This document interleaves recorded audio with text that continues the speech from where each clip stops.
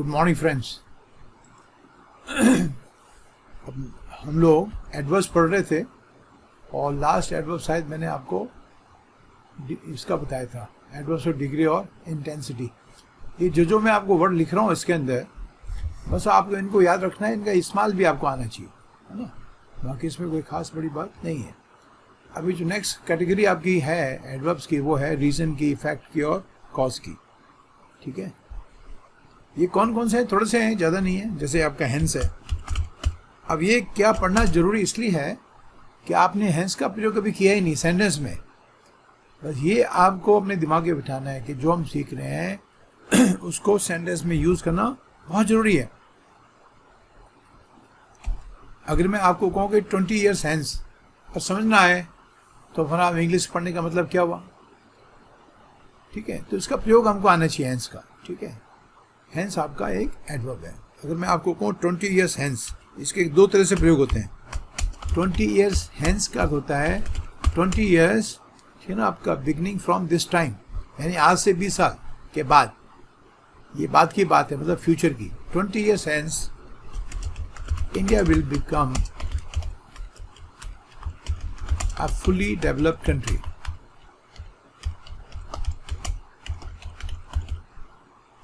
बीस थोड़े ज़्यादा हो गए, 10 कर देते हैं चलो। 10 years hence, 10 years hence means आज से 10 साल के बाद में फ्यूचर में इंडिया जो है एक फुली डेवलप्ड कंट्री बन जाएगा, है ना। तो थोड़ा सा ये सब चीज़ अपने दिमाग में रखो कि यूज़ कैसे करना है। और एक हेंस आपका रीजन भी बताता है, अंतर बता रहा हूँ आपको। ये रीजन नहीं है, ये टाइम का है। 20 ईयर्स हेंस, 10 ईयर्स हेंस, अब रीजन का भी है। तो मैं आपको ये कह रहा हूँ कि जो भी शब्द आपके सामने आता है वो आपको उसका प्रयोग अच्छी तरह से आना चाहिए। ठीक है, हेंस आपका रीजन बताता है। ठीक है, इफ़ आई से कि एक बच्चे लड़ रहे होंगे तो नाराज हो गए, मेरी बात सुनी नहीं इसलिए मैं उसे नाराज हूँ। He did not listen to me, comma hence I am annoyed with him।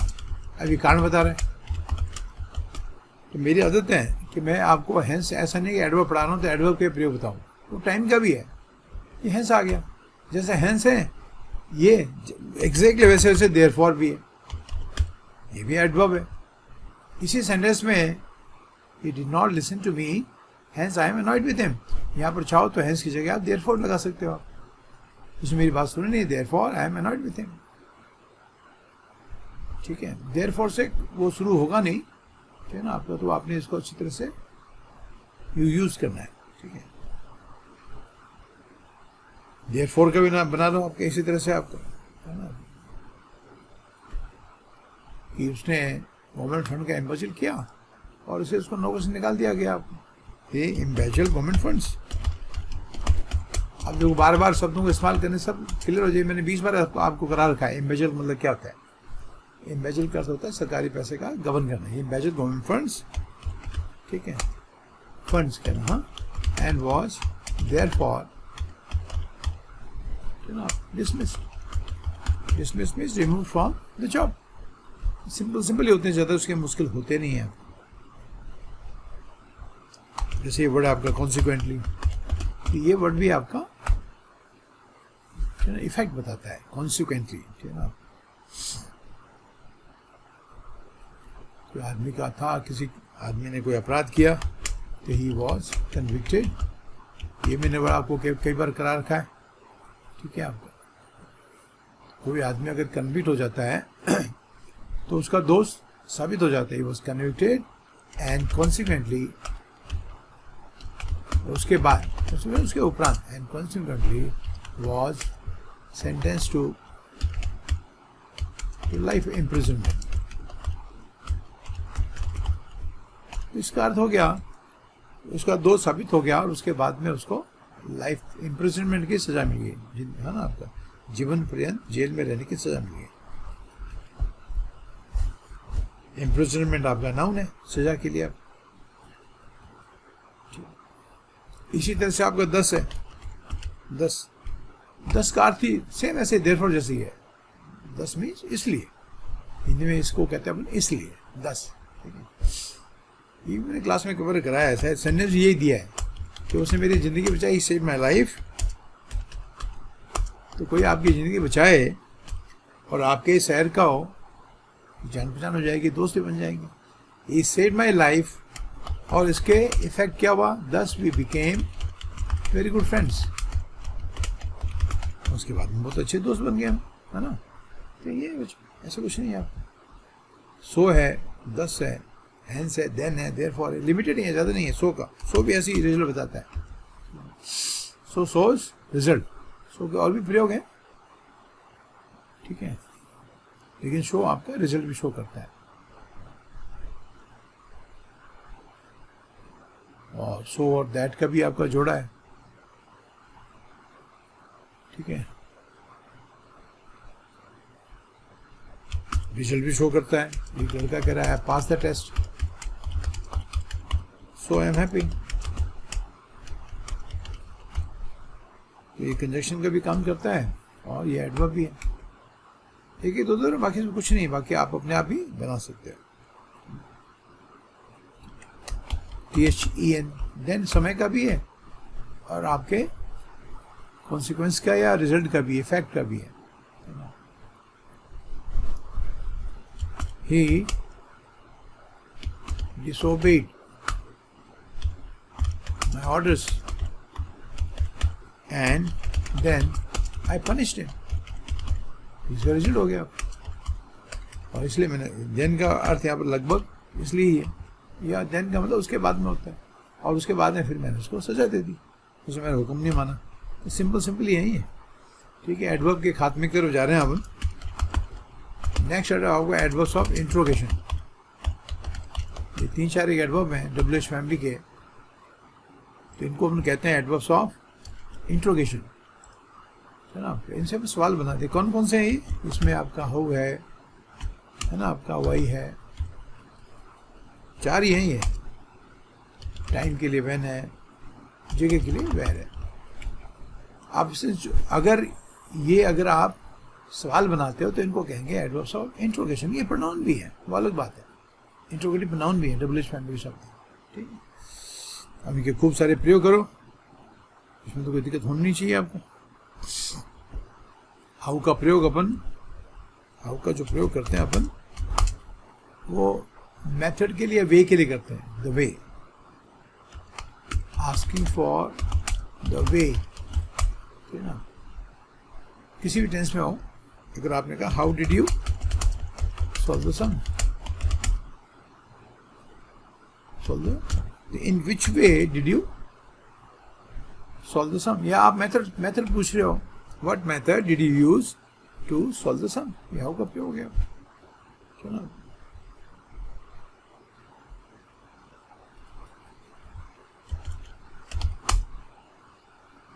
How did he lose his job, पूछ रहे हो यार उसकी नौकरी कैसे चली गई. ओके, खूब सारे सवाल बनाओ. और हाउ के साथ में आप हाउ मैनी, हाउ मच का भी, हाउ ऑफन का, हाउ लॉन्ग, ये भी कर सकते हो आप. ये भी एक एडिशनल चीज़ आपने सीखनी है. एक्चुअली इन सब का प्रयोग करके आपकी इंग्लिश अच्छी होती है. अब वो क्वेश्चन एग्जाम में आया चाहे ना आया है, लेकिन मैंने तो सब पढ़ाना ना आपको, तो ये इंपॉर्टेंट है. तो हाउ के साथ में मच का प्रयोग करो. हाउ के साथ में मच भी है, और हाउ का अगर नाउन काउंटेबल है तो मैनी का प्रयोग करें आप. जैसे आप how much money did you पे फॉर इट, कितना पैसे दिया आपने इसमें. How much money did you पे फॉर इट, तो हमने बोलना है ये, यार how much do you love him, how much do you hate him, and how many books.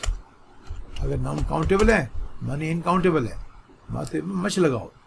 Books आपका प्लूरल नाउन है तो उसके आगे मैंने लगाओ how many books have you read so far. अभी तक आपने कितनी किताबें पढ़ ली, ठीक है. हाउ फार का इस्तेमाल करो. How far is it from here, यहाँ से वो कितना दूर है, प्रयोग करो. मुझे कितना इंतजार करना पड़ेगा. हाउ लॉन्ग, है ना आपका, do I, how long do I wait, कब तक इंतजार करूँ. तो सिंपल से वर्ड्स हैं ये, ठीक है ना.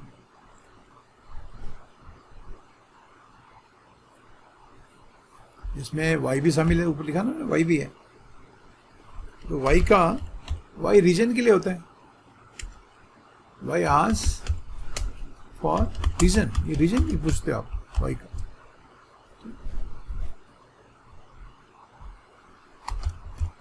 Y did you do that, तुमने ऐसा क्यों किया,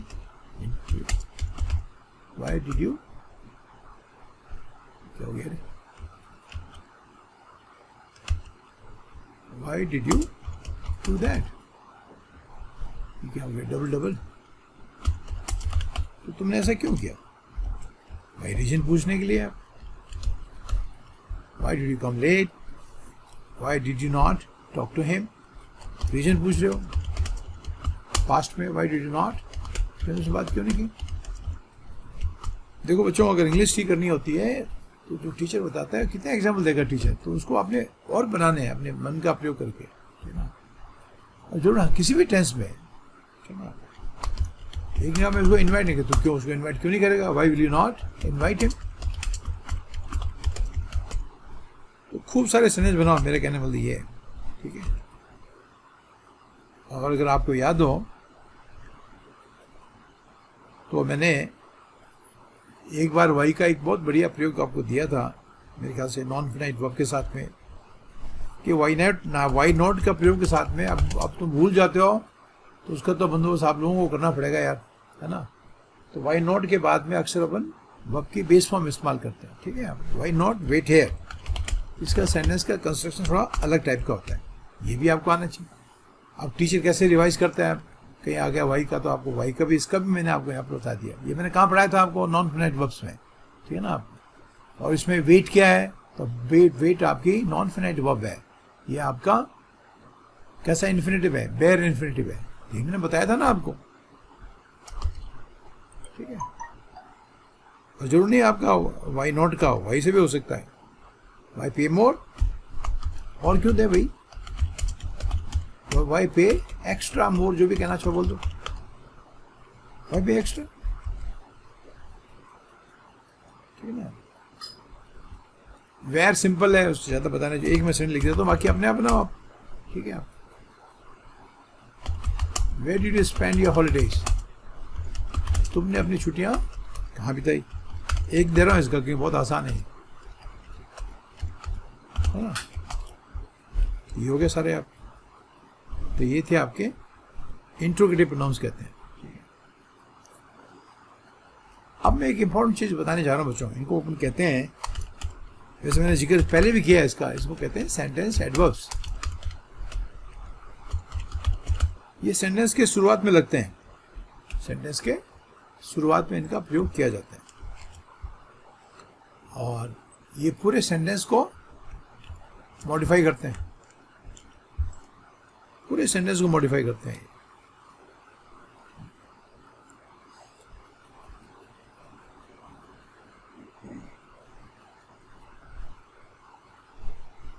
और ऐसा माना जाता है कि अगर सेंटेंस के शुरुआत में नहीं कर रहे हो, सेंटेंस के किसी और पार्ट में कर रहे हो, तो इसको पेयर ऑफ कॉमा से अलग करना पड़ता है। मैंने क्या उदाहरण दिए भी हैं आपको, अगर याद हो तो मैंने आपको अपेरेंटली का उदाहरण दिया था।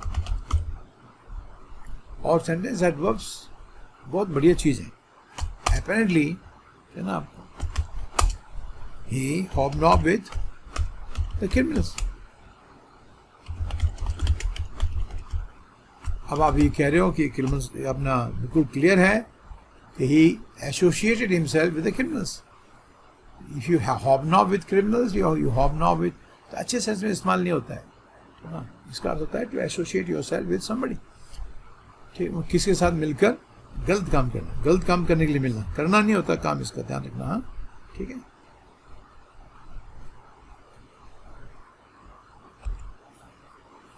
I asked my contractor, I gave him the design of my house, and accordingly he constructed it. He constructed my house. ठीक है। I gave him a map. ऐसे बोलो। Accordingly he did it. उसके अनुसार उसने बना दिया। बड़े सुंदर प्रयोग होते हैं ये। ये तो मैं आपको लिख दूंगा, कुछ सेंटेंस दे दूंगा और बाकी आप अपने आप बनाओ। जैसे ओबियसली, ओबियसली मतलब क्लियर है, ये क्लियर है बिल्कुल, ये स्पष्ट है, क्लियरली, क्लियरली भी हो सकता है ओबियसली की जगह, उसमें कोई दिक्कत नहीं है आप, ठीक है। आप इसमें चाहो तो क्लियरली भी लगा सकते हो। क्लियरली ये आप कह रहे हैं मतलब ये स्पष्ट था, जैसा आपने कहा कि भाई क्लियर था कि उसको ये जगह पसंद नहीं आई, तो उसने मकान किराए पे लिया नहीं। तो किसने पूछा यार मकान क्यों, तो बोल के गया था मैं देखता हूँ, फिर जवाब दिया नहीं। तो दोस्त ने कहा obviously did not like the house, obviously he did not like the house. तो कर लेता तो आ जाता वापस आप, है ना। नंदीलेस, बड़े सुंदर सुंदर शब्द हैं। आप किसी चीज़ का ये इसमें आप वो चेंज क्या कहते हैं, ये बताते हो कि उसके बावजूद नंदीलेस, हालांकि मैं उसके साथ लड़ा था, एक लड़के ने कहा कि मेरी उसके साथ में लड़ाई हो गई थी, but nonetheless he came to my party, फिर भी वो मेरी पार्टी में आया। अब इसमें सीखने की चीज़ ये है बच्चों कि जो नंदीलेस है, जो एडवर्ब है, ये और किसी चीज़ को क्वालिफाई कर, ये पूरे सेंटेंस को क्वालिफाई कर रहा है। Therefore they are called sentence adverbs, ठीक है। ये किसी वर्ड को नहीं कर रहा आप, ठीक है। जैसे आप शुरू कर रहे हो पैराडॉक्सिकल से, पैराडॉक्सिकली, इसका इस्तेमाल कब करते हैं अपन, कि जब आपने ये बताना हो कि देखो आपका, कि इसमें कितना, क्या बोलते हैं हिंदी में उसको, अंतर्द्वंद नहीं, सॉरी, पैराडॉक्स को कहते हैं। पहले पैराडॉक्स समझाता हूँ आपको, फिर आपको पैराडॉक्सिकली आएगा ना। पैराडॉक्स का अर्थ होता है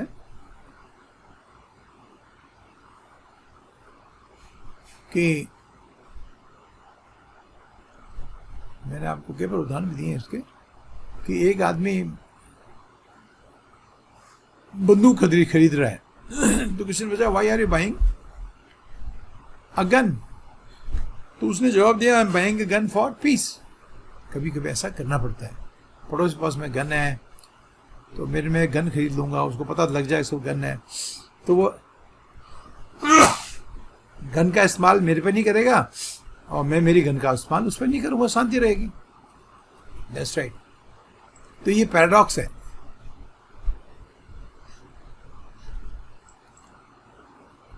तो पैराडॉक्स में दो अपोजिट चीजें होती हैं, इसलिए उनका कई बार समझना मुश्किल हो जाता है, ठीक है। अब समझ में आ गया पैराडॉक्स में नहीं। अगर ये लड़का कह रहा है मैं जब बहुत पानी पीता हूँ तो मैं बहुत प्यास फील करता हूँ, अब आपको तो अजीब लगेगा कि बहुत पानी पीता हूँ तो प्यास तो बुझ जानी चाहिए, फिर क्यों लगती है।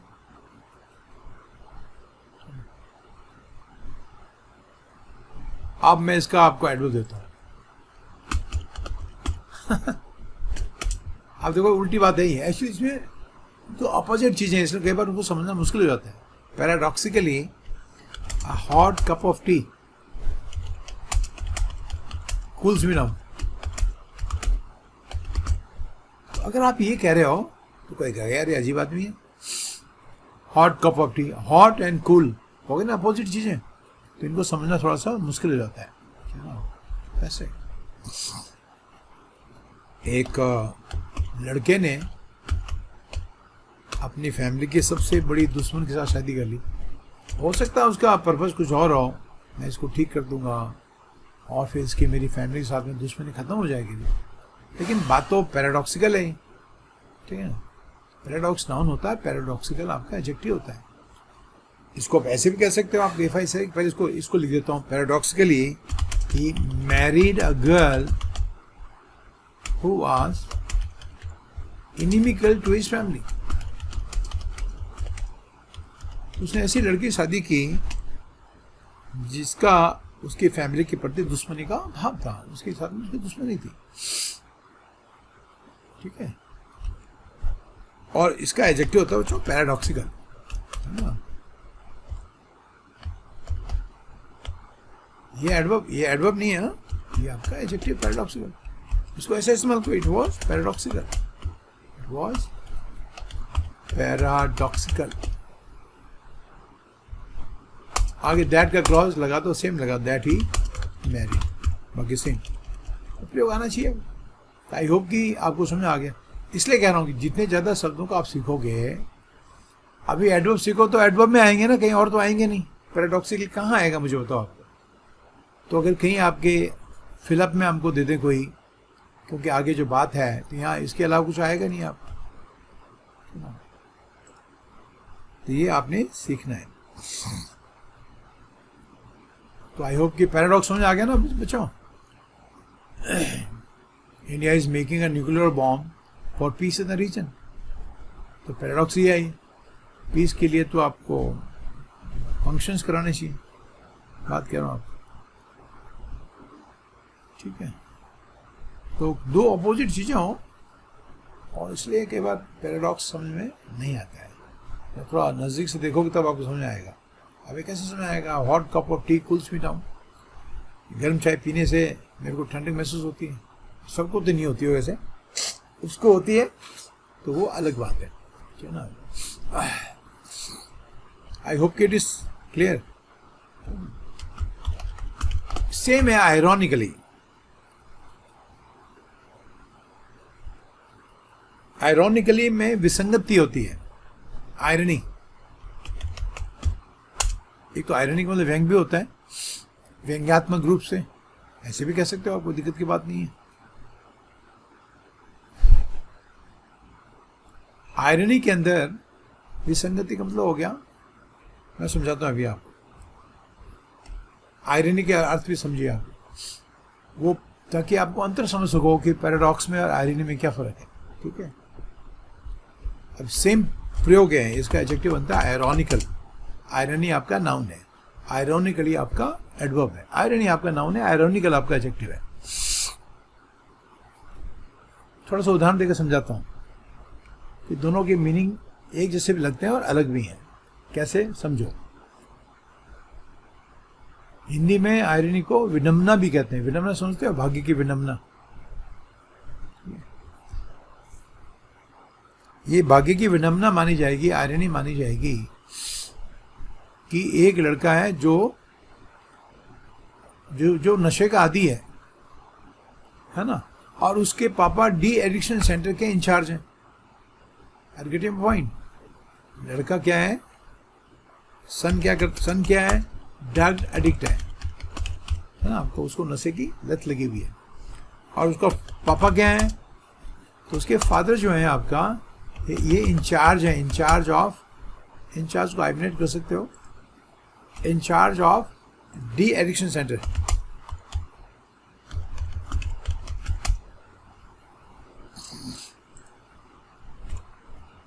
तो सालों के बाद में ये हाइफन हट जाएगा, ठीक है। उसके पापा जो है डी एडिक्शन सेंटर के इंचार्ज है। वो क्या करते हैं, जिसको कहते हैं नशा मुक्ति केंद्र। तो उनके जो लोग आते हैं, ठीक है, उनको वो नशे की लत से छुटकारा देते हैं, डॉक्टर हैं। तो ये क्या हो गया, ये आयरनी नहीं है, आयरनी है ना ऐसे।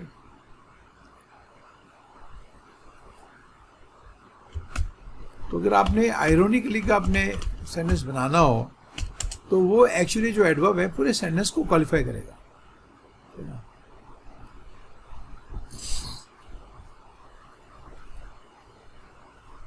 एक डॉक्टर था जिसने समझ लो कि कोविड के लिए एक डॉक्टर ने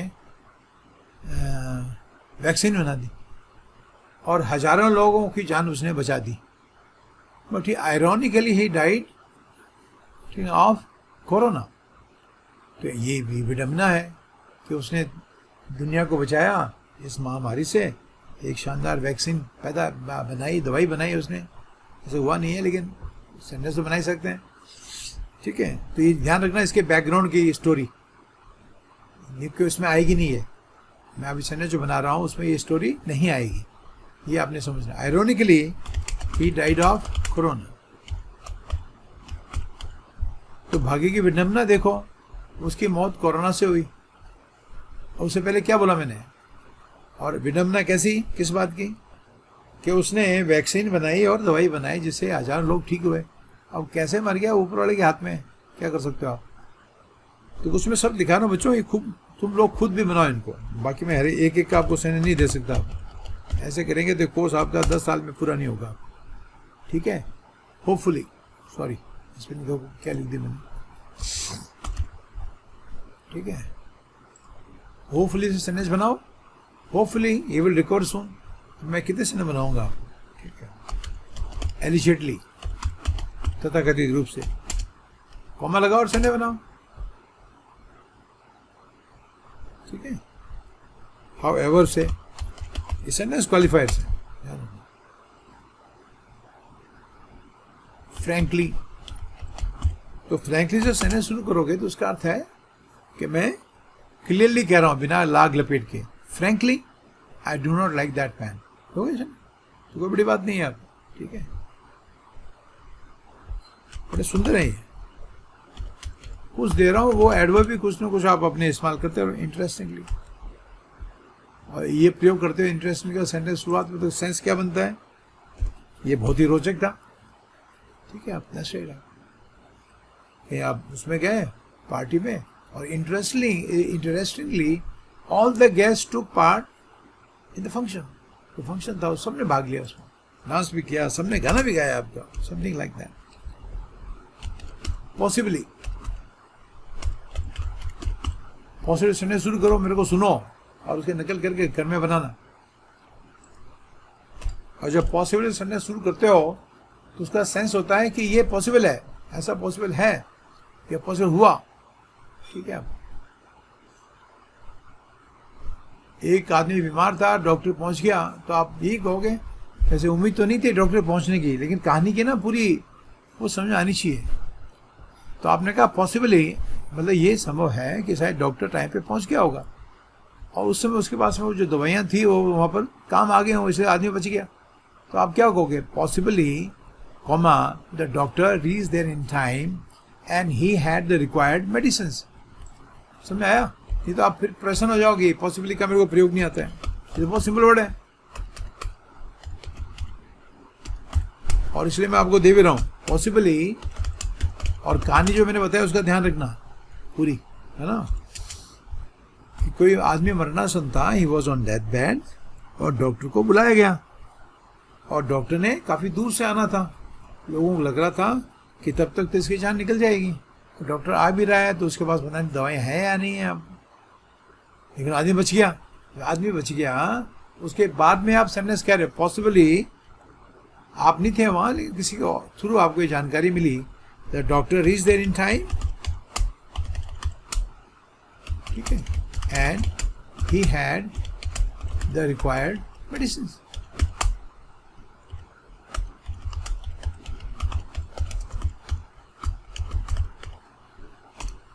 तो ऐसा संभव है, इसका मतलब है ऐसा संभव है कि डॉक्टर वहाँ समय पर पहुँच गया और उसके पास में आवश्यक दवाइयाँ थी, शायद नहीं होती तो टाइम पे पहुँचने के बाद में भी शायद उसको बचा नहीं पाता, अगर दवाई नहीं हो तो कहता भाई इसको फटाफट आपका मेरी गाड़ी में डाल दो, चलो मैं इसको हॉस्पिटल लेके जाता हूँ, ठीक है, तो इन सब का प्रयोग करो आप। सिग्निफिकेंटली,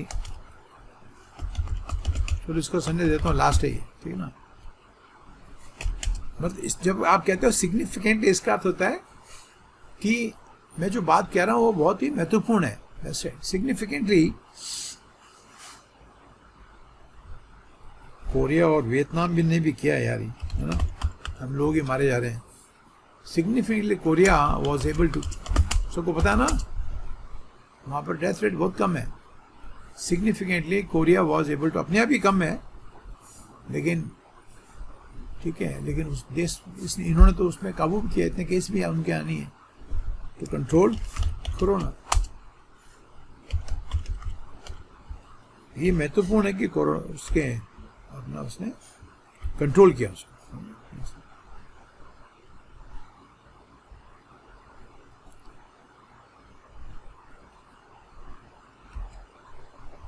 एक मैंने बताना था बच्चों आपको, कंपैरिजन, इनका भी कंपैरिजन होता है, कंपैरिजन ऑफ एडवर्ब्स, ध्यान रखना आप, और इनकी भी डिग्रियां होती हैं, कंपैरिजन करोगे तो फिर डिग्रियां होगी आपको, पॉजिटिव, कंपैरेटिव और सुपरलेटिव, ठीक है आपको, लेकिन ये एडवर्ब में ध्यान रखना आपको, ठीक है, जैसे अर्ली है ना आपका, अर्ली एडवर्ब है, इसका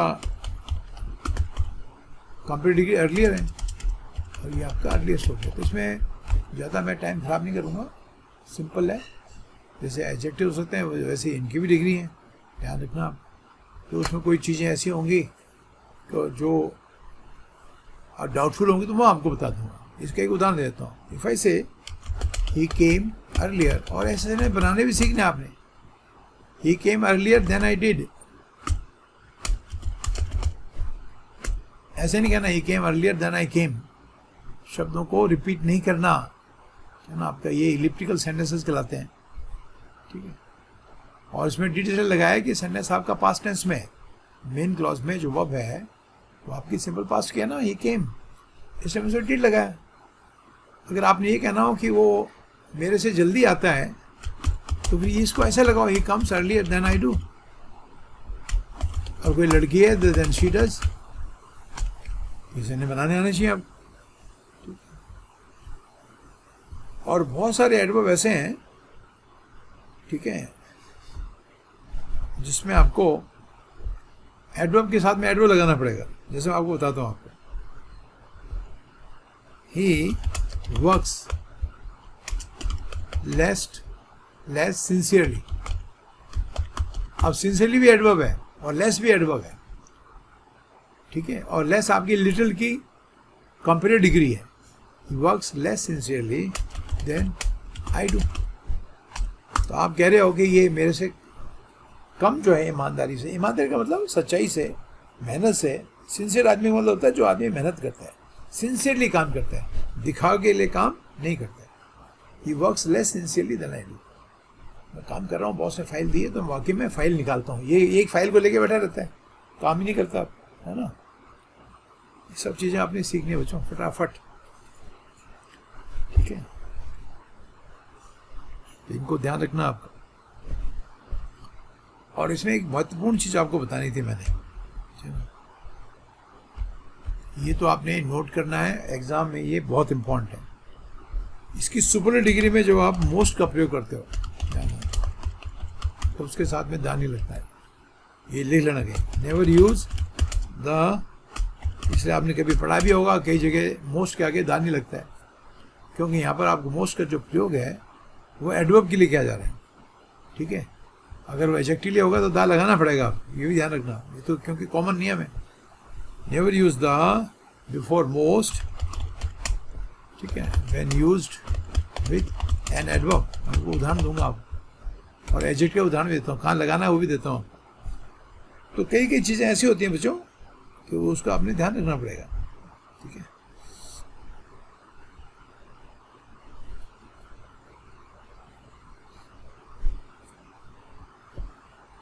जैसे आपने तुलना किया ना कि ये इससे ज़्यादा सिंसियरली मैं काम करता हूँ, मेरे से वो इतना काम नहीं करता, ठीक है ना। He works less sincerely than I do. और आपने किसी और के लिए कहना था यार, ही वर्क्स क्या ना आपका most sincerely in our office. अब यहाँ द नहीं लगाना, द लगाओगे इससे निकल तो जाएगा। ही वर्क्स मोस्ट सिंसियरली किसके साथ इस्तेमाल किया आपने? एडवर्ब के साथ किया ना बच्चों, सिंसियरली एडवर्ब है। He works most sincerely in our office. कामू आदमी है, बहुत ही मेहनत से और क्या कहते हैं ईमानदारी से काम करता है, लगा रहता है काम में। दूसरे तो क्या फाइल सामने खोल के बैठ जाते हैं, बॉस देखते हैं फाइल के पन्ने पलटते हैं, वह काम नहीं करते। इसमें दामत लगाना गलत हो जाएगा। तो कई चीज़ें इंपॉर्टेंट होती हैं तो वो मैं आपको बता देता हूँ। ये गलत हो गया सर, और मोस्ट का प्रयोग अगर आपने एडजेक्टिव के लिए किया होता तो वो ठीक होता। उसका उदाहरण देता हूँ, चलो, ठीक है। इफ आई से इज द मोस्ट, अब दा लगाओ कि बाद में मैं इंटेलिजेंट लगा रहा हूँ। आप is the most intelligent boy in our class, ये बिल्कुल ठीक है। हमारे क्लास में सबसे ज़्यादा इंटेलिजेंट लड़का है, ठीक है बच्चों, ये बिल्कुल ठीक है। यहाँ दा क्यों लगा मोस्ट के आगे? क्योंकि आपने इसको इंटेलिजेंट के साथ इस्तेमाल किया। इंटेलिजेंट आपका एडजेक्टिव है, बॉय पीछे नाउन आ रहा है, ठीक है ना। तो ये चीज़ें हमने सीखनी है।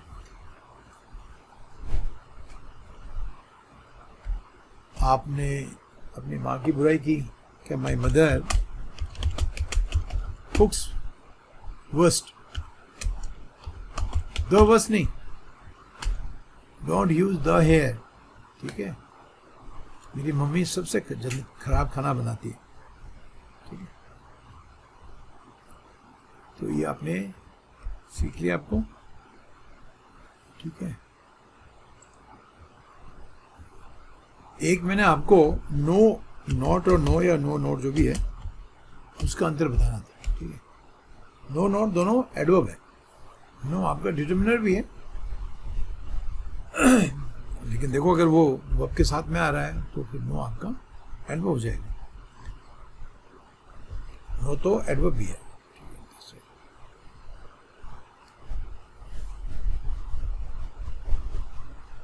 देखिए गौर से आप। नॉट तो आप सबको पता है कि किसी सेंटेंस को नेगेटिव बनाने के लिए इस्तेमाल करते हैं, ये तो मुझे बताने की जरूरत नहीं। He did not do his work honestly, honest से कोई लेना नहीं। हाँ, आप खाली ये कह रहे हो उसने अपना काम नहीं किया, ईमानदारी से नहीं किया, एडवर्ब तो लगा ही सकते हो। तो इसमें दो एडवर्ब है, नॉट भी एडवर्ब है, ऑनेस्टली भी एडवर्ब है। इसकी स्पेलिंग ठीक करना भाई, और ऑनेस्टली की, ठीक है, सिंपल है। अच्छा, if I say I need no more friends, ऐसे शायद टोन में बोला आपने। अच्छा बच्चों, थोड़ा सा मैंने आपको कहा था कोलोकेशन समझने की कोशिश किया करो। फ्रेंड्स नाउन हो गया, मोर आपका एडवर्ब हो गया, और नो एक और एडवर्ब हो गया।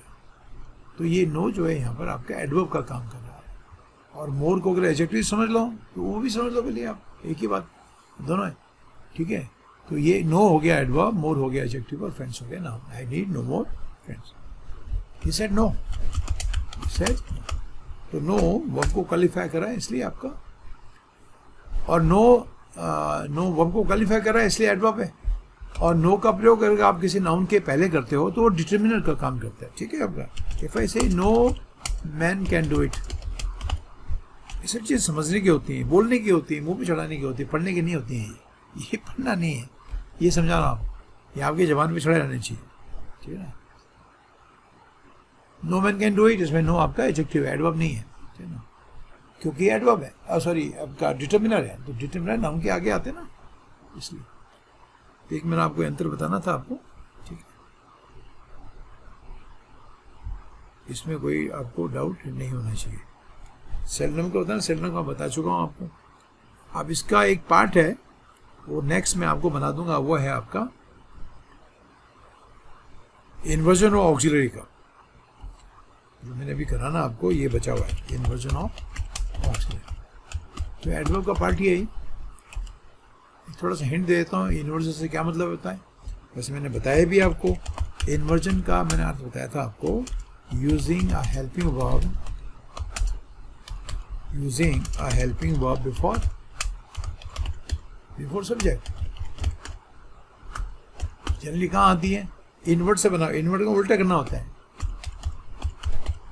इनवर्ट का अर्थ होता है to turn something upside down.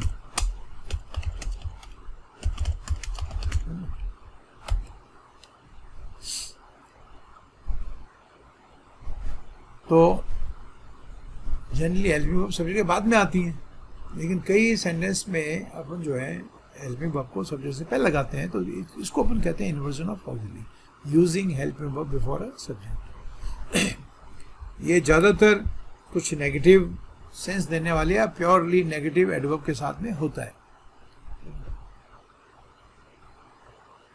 जैसे नेवर का उदाहरण देता हूँ आपको, लिटिल का, नेवर का, सेल्डम का, हार्डली, इसके, इसलिए ये सब आपको मैं अलग से आपको कराऊंगा। नो वेयर का है, ठीक है ना, और सुंदर सुंदर प्रयोग है।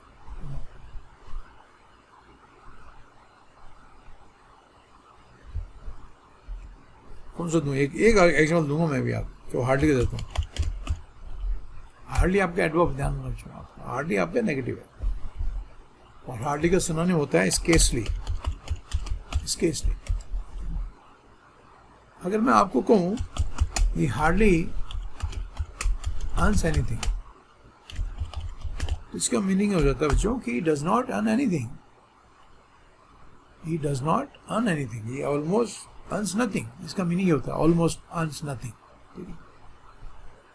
तो इसमें आपका हार्डली कहाँ आया, वर्ब से पहले, ठीक है, ये इसकी जगह है, वर्ब से पहले आता है। और अगर मैं हार्डली से सेंटेंस शुरू करूं, ऐसे लिख दूं हार्डली अर्न्स एनीथिंग, तो ये सेंटेंस गलत हो गया, दिस इज नॉट करेक्ट। तो अगर आप हार्डली सेंटेंस शुरू कर रहे हो तो हेल्प मी वर्ब को इन्वर्ट करो, hardly does he earn anything. ये मैं आपको एक साथ करा दूंगा इनको, ठीक है। हार्डली है, स्केर्सली है, लिटिल है, नो सूनर देन है, होता है ना आप इनके साथ में। नो सूनर में आपका नो आपका एडवर्ब है, नेगेटिव एडवर्ब हो गया। नो वेयर है, नो वेयर का प्रयोग नॉर्मली कहाँ होता है, अब मैंने ये करा दिया, दोबारा नहीं कराऊंगा, ध्यान रखना, हार्डली और नो वेयर, है ना। वर्ब से पहले you will nowhere find sweets like that of Jodhpur. ये ऐसे कहोगे, स्वीट लाइक जोधपुर है बच्चों, ये भी एक बार एग्जाम आया हुआ है, जोधपुर नहीं था कुछ और था, स्वीट लाइक जोधपुर। तुलना खराब हो गई, तो जोधपुर को स्वीट थोड़ी है, जोधपुर स्वीट है क्या, तो इसने गलत हो गया। नोवेयर का प्रयोग तो ठीक किया आपने वर्ब से पहले,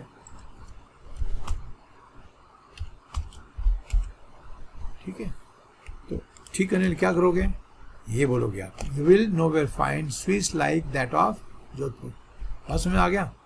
लेकिन मुद्दा ये नहीं था, नोवेयर कहाँ लगाया आपने, वर्ब से पहले, ठीक है। अगर आप नोवेयर सेंटेंस शुरू करो, ऐसे लिख रहे हो, nowhere you will find sweet like that of Jodhpur, ऐसे निकल दोगे। अगर नोवेयर से सेंटेंस स्टार्ट कर रहे हो तो हेल्प मी वर्ब को सबसे पहले लगाना पड़ेगा, नोवेयर विल यू फाइंड, ऐसे बोलना पड़ेगा,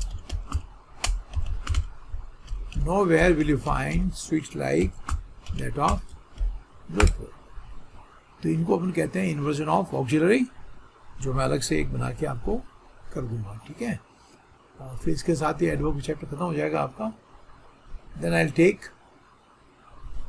नेक्स्ट चैप्टर, और वो आर्टिकल्स भी हो सकता है और प्रीपोजिशन भी हो सकता है, देखते हैं कौन सा करते हैं, कोई भी कर लेंगे, कोई फर्क नहीं पड़ता। तो थैंक यू सो मच बच्चों, पसंद आया तो लाइक करें, शेयर करें, ठीक है। तो see you in the next video, bye bye.